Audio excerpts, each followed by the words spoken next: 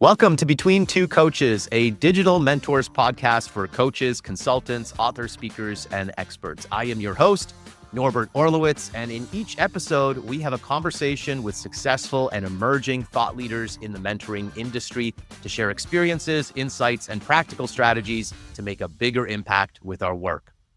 This podcast is sponsored by our Digital Mentors Compass workshop.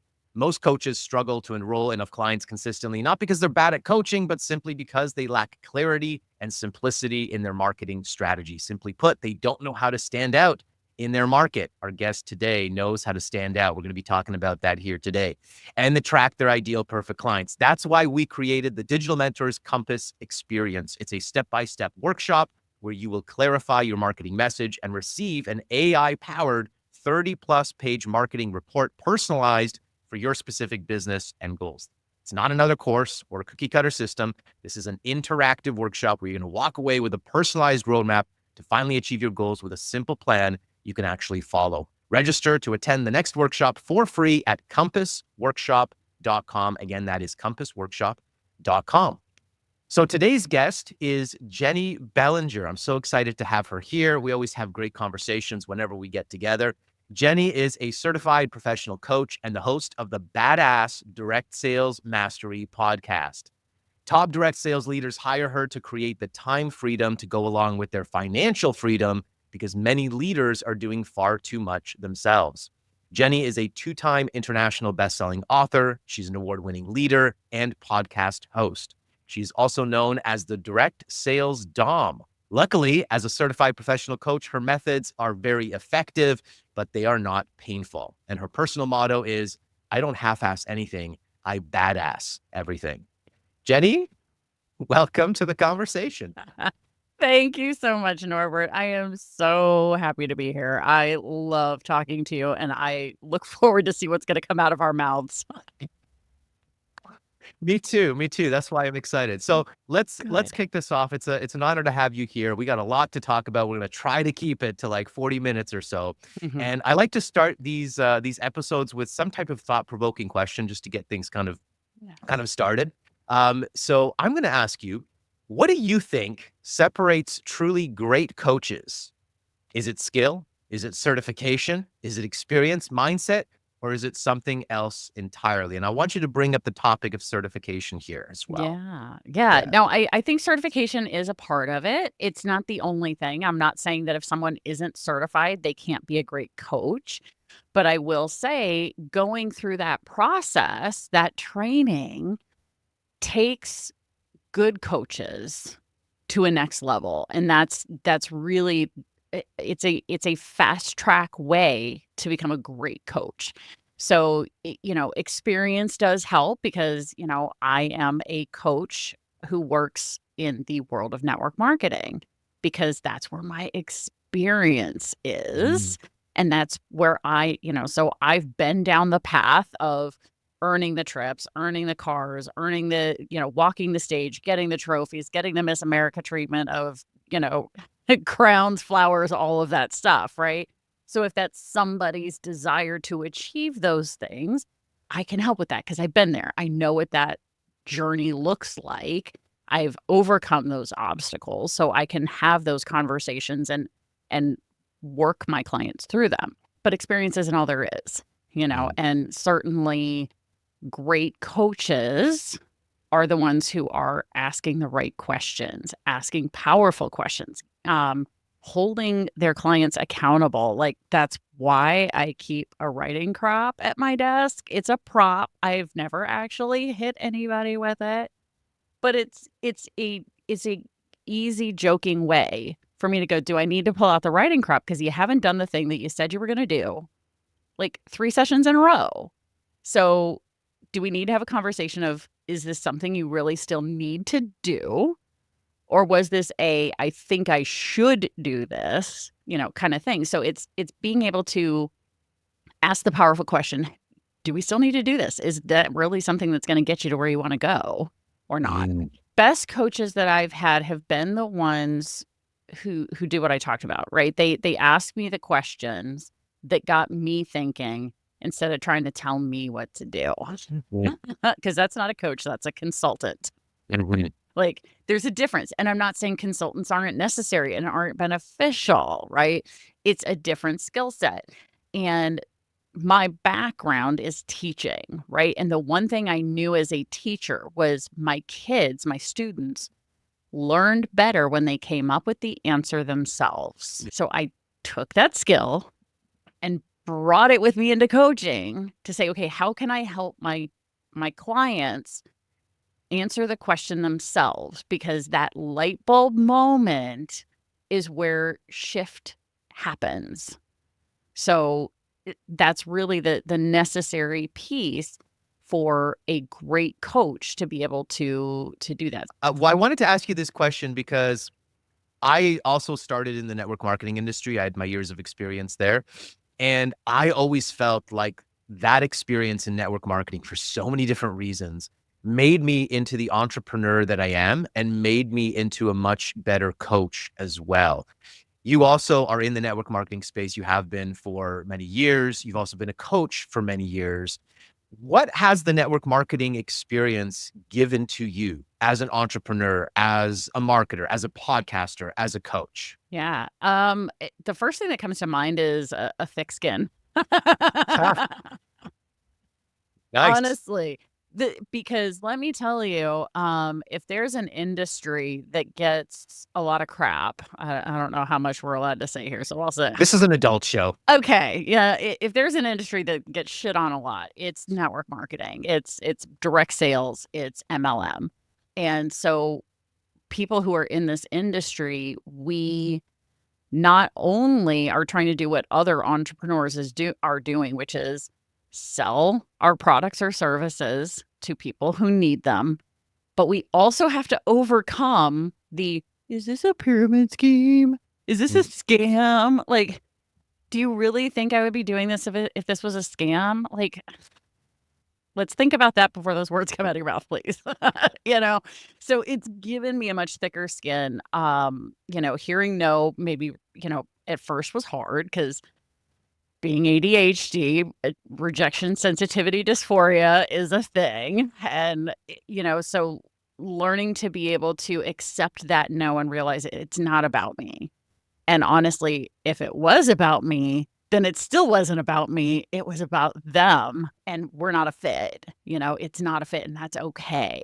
But that took years. And that really came from the network marketing side of that. And the team building aspect is the next thing that comes to mind, because when you're now not only building your own business, but now bringing on other people to help them do the same thing you're doing, that really helps with a leadership piece, like really being able to lead, communicate. You have to get really good at communication.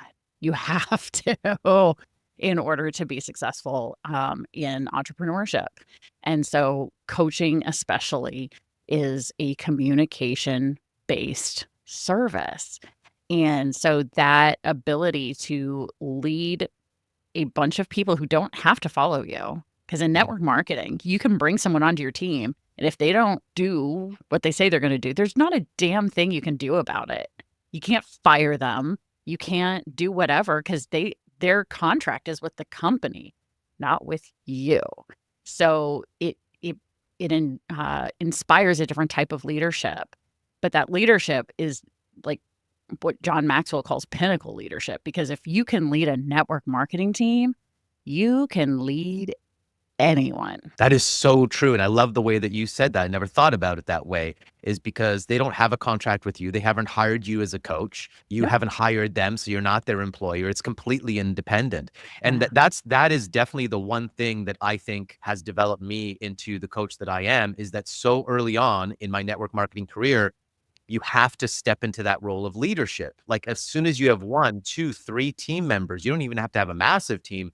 All of a sudden, you have to step into that role of leadership. And so just the volume of experience, right? Yeah. Like, coaches struggle to get that experience because they can't get enough clients. In network marketing, you're signing people up, you've got a team underneath you, and you're leading and coaching and guiding right away from the beginning. I thought that was such a valuable skill to develop.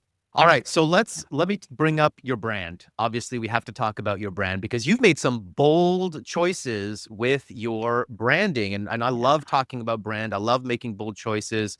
We show some examples in one of our workshops from some different interesting, unique concepts. I love what you did with your brand.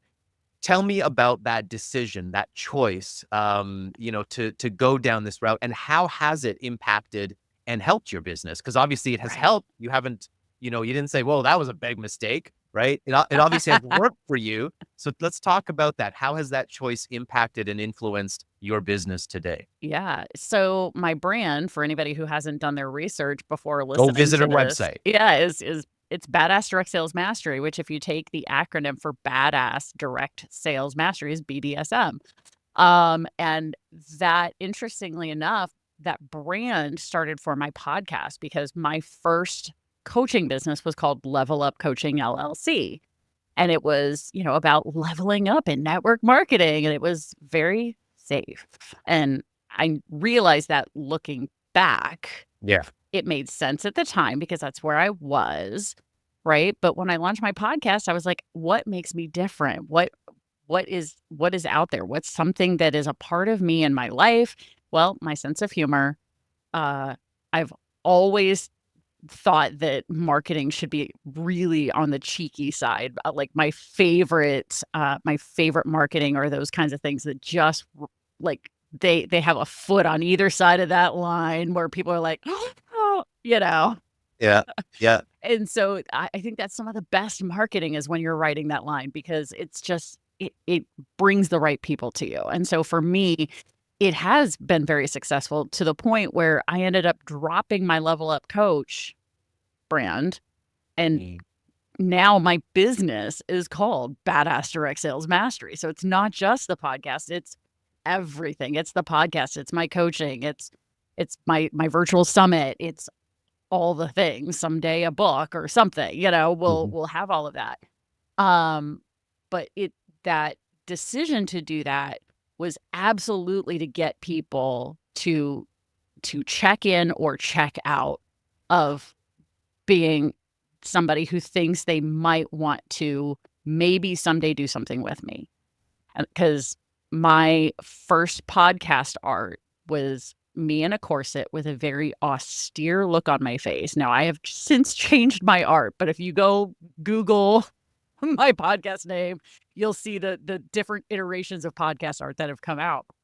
But my first one, there was very austere look on my face, and I'm holding a whip. Yeah, it was in yo face Bold choice. branding. Yes, it Yeah. definitely was, but the goal was to get people to see, like, this is direct sales, like, because the stereotype that people have in their head around direct sales, network marketing, and MLM, what I heard from a lot of people is, "Oh, it's all Christian homeschool moms." I'm like, "No, it's not." Let me break that stereotype. Uh-huh. Now, interestingly enough, in the 6, 7 years since somebody told me that, I've become a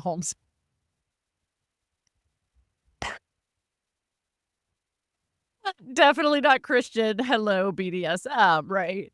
Um, but it really has brought the right people because the people who get it, right? Like, and what I told my podcast coach who walked me through this launch process was, I want people to get introduced to the podcast, see the picture, see what it's called, read the description, and go, "Oh, that's funny."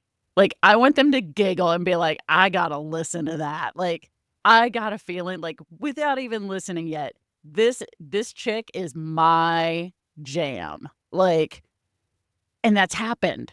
Now in 6 years of having my podcast, that's happened. People have said that they found my podcast first, had no idea who I was. They were just looking for direct sales podcasts to listen to, found it, laughed, hit follow. They didn't even listen yet. They hit follow because of the branding. They were like, "That's hilarious. I love it." And so it has really attracted the right people. And then the people who are not a fit, because let's face it, in podcasting, it's very anonymous. Nobody knows who's listening or watching. I don't Mm. know who listens or watches my stuff. I don't. Apple won't share it with me. Spotify gives me basic information. But past that, I don't know who's listening. So if someone looks at a podcast and goes, and if somebody's listening to this and not watching, I'm clutching my pearls right now.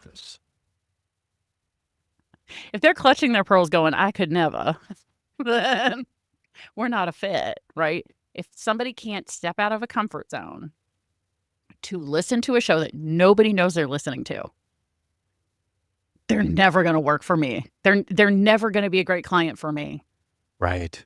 Because Yeah. what am I as a coach going to be asking them to do? Step out of it. Step out of the comfort zone. And I love that. That's the whole point of good marketing. I always say this is to create an emotional reaction, right? And you just said that, like people immediately upon seeing the visual of the cover art, they're going to have an emotional reaction, and it's one way or the other. And the beauty about that is now you're attracting your tribe, your people, the people that you want to jive with, the people that you want as your clients, right? And that's the power of good marketing and good branding. And it's not to say that everybody here needs to make a bold decision like that, but No. this is a lesson that we can learn in what we're trying to accomplish with marketing and with branding, right? Yeah, absolutely. Because I mean, I did have people ask me when I was, talking to them about the fact that I'm going to be launching this podcast and with this specific brand and this theme of BDSM and business, right? And there were people who were like, "Oh my gosh, aren't you scared that you're going to lose people?" I'm like, "I hope I do." I don't want every network marketer. Like I don't. Like if you look at the numbers, there's 20 million Americans. So this isn't even North Americans. This is US people in the US, 20 million Americans out of 400 million who are in the industry. I cannot possibly serve 20 million people. I'm not the person for everybody, but I am. So I put this meme out on Facebook, or did this video on Facebook and TikTok a couple of years ago, which is, I'm not everyone's cup of tea, but I sure as hell am somebody's double shot of tequila. And so the people who follow that, like when you say tribe, like, yeah, I've got a badass crew. They've named themselves. They're the badass crew. And those are my rabid, raving fans who share the show, who share the podcast, who listen religiously every single week. When they get a bonus episode that drops and they don't know it's coming, they're so excited, and they're the first ones who are listening to that episode because they're like, "Ooh, yay, we get a bonus episode this week. I wonder what it's about." This is that whole concept of like finding your 1,000 fans. Yes. Like imagine 1,000 fans. I'm doing a talk for authors at an upcoming event. And one of the things that I want to communicate to them is, how excited are you when somebody buys your book, right? You've got a reader. Yay. Awesome. And I'm talking about email marketing in this case, right? And the same could be said for podcasting. Imagine having a reader. This is the value of email marketing in comparison to writing a book. Imagine a reader that opens up your email every single week. Right? Not just buys your book once and reads it once, but they're actually reading your emails every single week. They're opening up your emails. They're listening for your podcasts. They're waiting for your podcast to drop. You get 1,000 people like that, Right. and you're going to have a wildly successful business, because not only are they buying your stuff, they're your raving fans. They're going to share your stuff with other people, right? Yeah, they're the ones who are That's what we're going out. looking for. Yeah, they're the ones who are going out and saying, you should do this. I mean, it's the network marketing thing, right? It's, because Wicked the movie just came out a few months ago, massively successful. We're all talking about it on social media. Did Wicked the movie pay any of us money for that? Right. Oh, right. But here we are marketing for them. We did the marketing for them. We were the ones taking the picture with the Emerald City in the background when we're walking through the lobby of the movie theater going, "Oh my God, that's amazing." Blah, blah, blah. When you have fans like that who are rabid and like waiting. I waited a year for that movie to come out. right? I was one of those people. I went and saw it the first weekend it came out because I was like, I have to see it. I saw it twice the first weekend it came out because I was like, I have to see this. And I know that it's long enough. I'm going to have a bathroom break, right? I didn't want to miss anything. So having that raving fan, and there's an article out there called 1,000 Raving Fans, and I think it's on like I don't know, Medium or .com or something. But it's that point of, yes, you have 1,000 raving fans, and if every one of them spends $100 with you, there you have a six-figure business. Yeah. And that's if they only spend.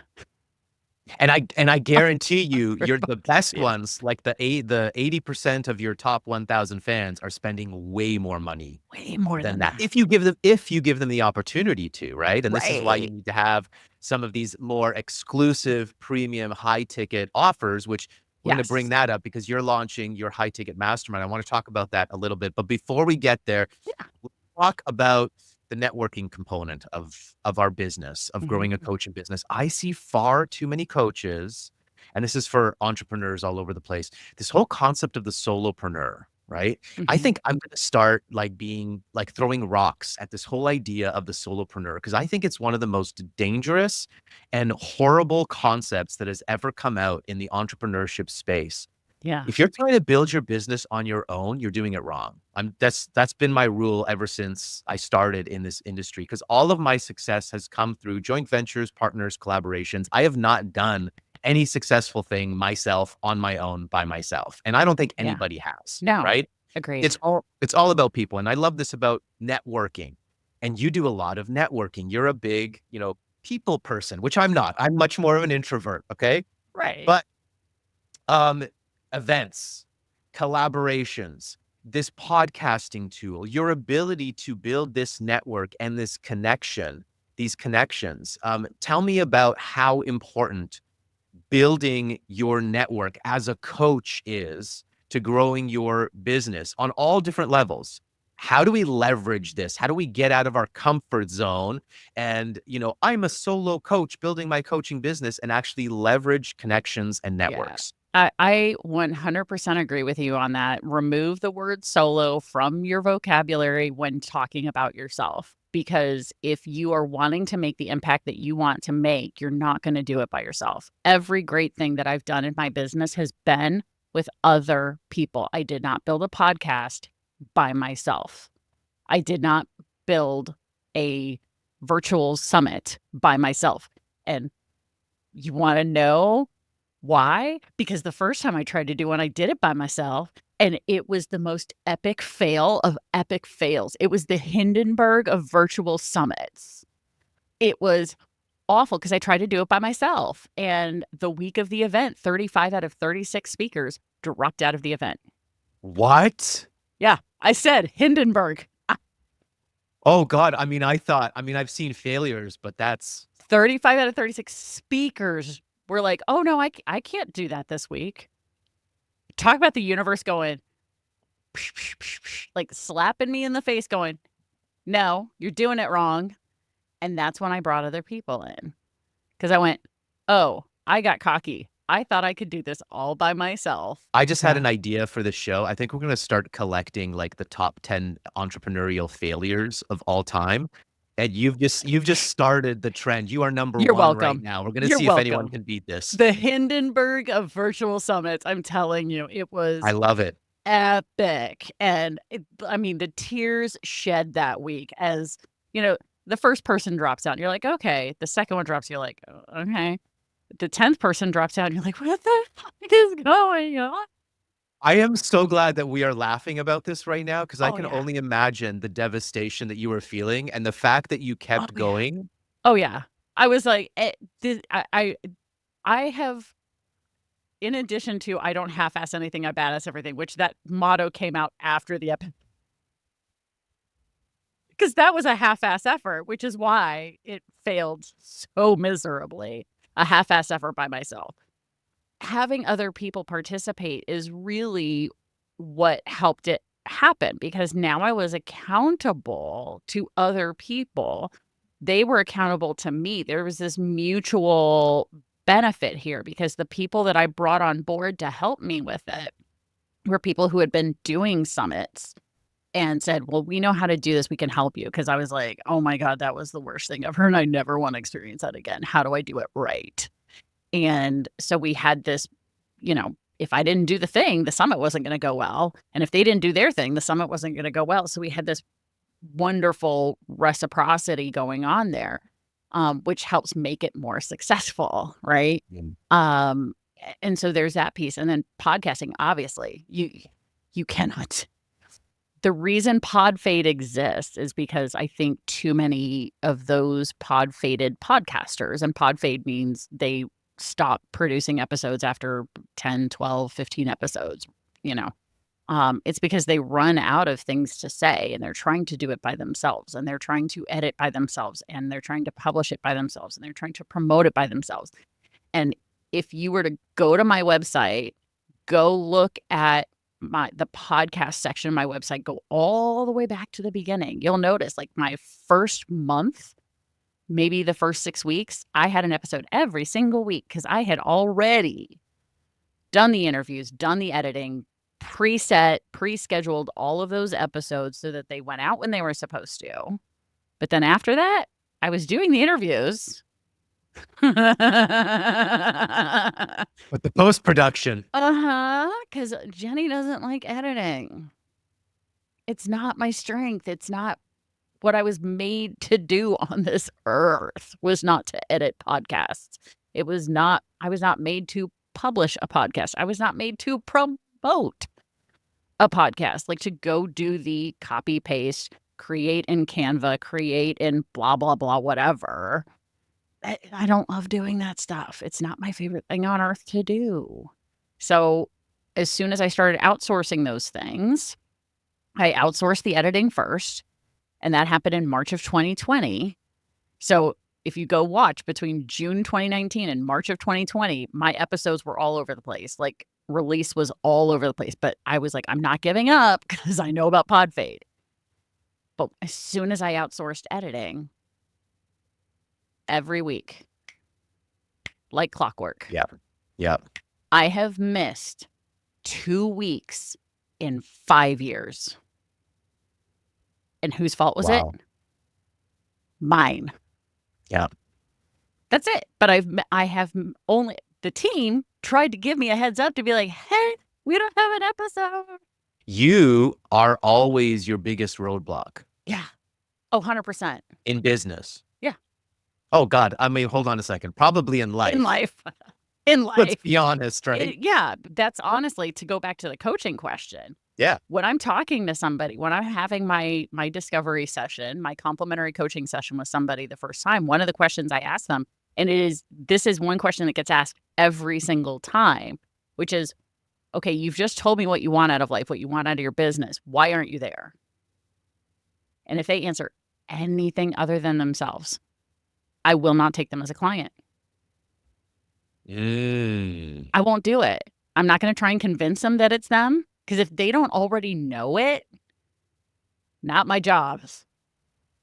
Right? Because now you're taking on a project. You got to get them first to take responsibility for their life before you can even begin coaching them. Yeah. And that's not what you want to do as a coach right now. Yeah. Or that's your, exactly. And my response in that case, when somebody is like, oh, they're blaming, oh, my friends won't have parties for me, or my family isn't buying my stuff, and they won't join my team, and they won't da da da. And I'm like, okay, it looks like we're not really a fit.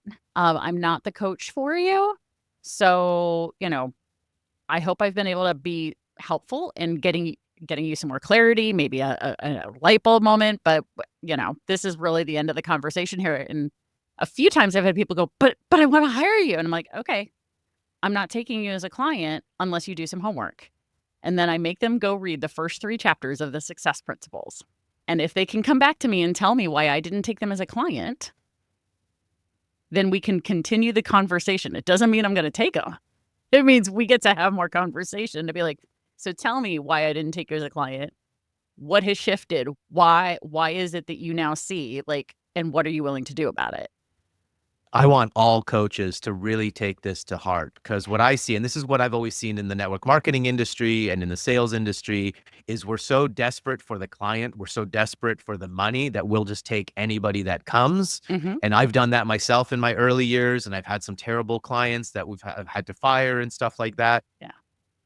Look at this completely different approach where you're so clear about who your ideal client is. And this is all I talk about. I feel like a broken record all the time, because it is a challenging concept for people to like, oh, I get that. I get that. I understand that. No, you don't understand that. It's when you embody it. And when Mm. you can actually turn a client away because they're not the right client for you, that's when you're clear on who your ideal perfect client is, right? Oh, yeah, and I've learned, for me, if it's not a hell yes, it's a hell no. Like, if I'm not sitting there going, "Oh my god, I can help them," like, I need my entire every fiber of my being needs to be vibrating at the frequency, and yes, I just went woo-woo on y'all, so yeah. But every part of me, like, I literally have a visceral reaction in my solar plexus that's like, this person is the one. So if they wanna work with me, I wanna work with them. I want them like, I know I can help them, Mhm. right? I love it. And if I don't have that reaction, I'm like, "Oh, I'm not taking you." Right. Because I've learned because I was that person who took everybody and literally had people who walked away from our coaching relationship and told everybody that I'm not a good coach. And I had to do damage control without making them look bad. Because how do you do damage control with a client that you go, "But you didn't do your stuff." Yeah, and that's the risk of taking on the wrong clients. And as coaches if you've done this for years as coaches, you have that experience. You've done it before. You've made that mistake. Yeah. Yeah. Yeah. And so I was like, "I never want to do that again. How do I do that?" And I was like, "Oh, I'm gonna ask this question and I'm gonna hold myself to this boundary of, oh, they're blaming everybody else. So guess what? Who are they going to blame when stuff doesn't get done? They gonna blame me." Oh, Hard no. I am not willing to like. I'm in BDSM, but I'm not gonna take a B days.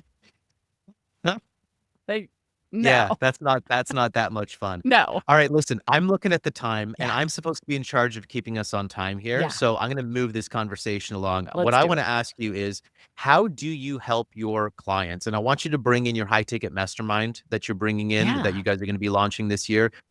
So do you teach coaches, direct sales people how to launch a podcast? What is it that you do? ooh, yeah. So, because I'm working with people in the industry of network marketing, direct sales, and MLM, what I'm working with them on is maximizing their own personal business, their own sales, making sure they're getting as much as they possibly can done every month, that they are building a team of people who are actually doing the business. So I'm helping them figure out who their ideal team members are, how to find them, how to have the conversation with them, how to bring them on, how to onboard them, how to lead them is the third piece, is the leadership piece, because that's all part of it. Now, the fun thing is it's really a circle. Because if they can't lead themselves to sell, if they can't lead themselves to recruit, if they can't, then they're not gonna be able to lead anybody else, and their subconscious knows it.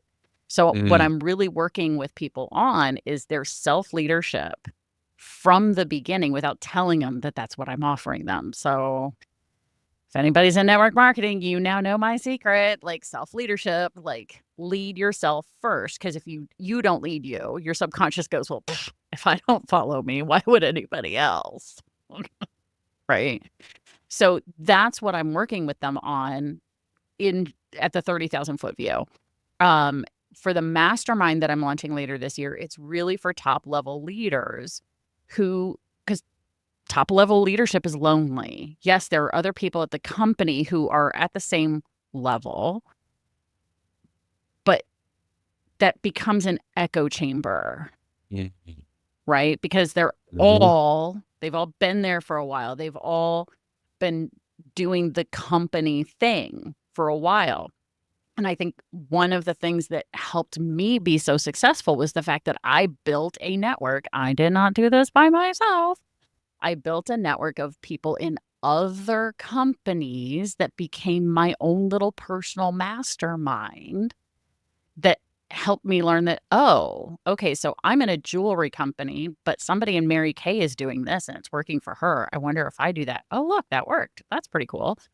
Here's my friend who's in an essential oils company and she's doing this and that's working for her. What if I do that? Oh, look, that worked, right? Like, but I wasn't getting them all together in a room together. I was just having these little individual conversations with them and just being able to pull, and I was sharing with them what was working for me in my jewelry business. I was like, so earlier this year, I was like, what if I got all of these leaders together from who are top level leaders at the oil company, at the skincare company, at the health and wellness company, at the supplement company, at the kitchen products company, and got them all together in a regular mastermind where they're supporting each other and saying, here's what I'm doing that works, and here's what I'm doing that works. And being able to just really have a group of people around them who become this safe space where they can literally share anything. And I mean, that is so important. I mean, look at all the CEOs who are in masterminds. Why would top level leaders not be in mastermind? Why don't you tell everybody where can they learn more about you? How can they subscribe to your podcast? Obviously, we're going to have all the links in the description notes and stuff like that. I think there's a free download that they can get from you as well. So tell us a little bit about that. Sure. The easiest place to find all the things about what I do is badassdirectsalesmastery.com. Like, go to the website. If you don't remember how to spell that or anything like that, just go to Google, look up Jennie Bellinger. I promise badassdirectsalesmastery.com is going to be one of the first things that comes up because I am ubiquitous. I am everywhere. I promote it. Trust me, you can find me anywhere and everywhere. The podcast is there. My university is there with all my variety of online courses that are available. But what I have available, the gift I have for the audience, because sales is one thing that everybody in business has to do. And it's the one thing that most people go, I know I have to do it, but I don't want to. I don't know how to. It feels gross. And right? So what I have there is my manifesting sales success guided meditation. It is an 8-minute and 40-second guided meditation that when done every morning, so literally start your coffee pot, sit down, do the meditation while the coffee's brewing, and then go about your day. It helps get people into the right mindset to sell, because great sales is all about being in the right mindset to help the person sitting on the other side of the conversation. And it really helps come away with. So I don't tell people to listen to it at night because it is empowering AF. I wrote it that way. I recorded it that way so that when people come out of it, they're like, let's do this. So that's what we have there for everybody, is the Manifesting Sales Success Guided Meditation. Do it for 30 days. Let's see what happens. I love that. I love that because I love the power of hypnosis, the power of visualization and getting into state. And 100% sales marketing is 90% the mindset from which you're operating from, right? It's the being. You have to be the person to do the activity properly to have the things that you want to have, right? So super powerful. Jennie, I love this. Thank you so much. Awesome conversation. One of these days we might have to do like a 3-hour, like a Rogan style, 3-hour podcast. That's what I'm dying for. You know what I mean? Because we could talk about so many things, but we're cutting this one short. Amazing value already so far, just in this little bit of time here. We will leave all the links in the show notes, the description and all that kind of stuff. So you can subscribe for Jennie's podcast as well and get that meditation and apply that right away. And if you're a coach, consultant, trainer, or expert, and you're looking for clarity in your marketing and client acquisition strategy, just to remind you, you can enroll in the Digital Mentors Compass Workshop. Again, that is compassworkshop.com. And if you enjoyed this episode, We would love it if you could share this episode with your network. We're a growing podcast here. We need your help. So please share it with your network, your audiences. Be sure to subscribe, leave us a review so you don't miss our episodes. This has been a conversation between two coaches.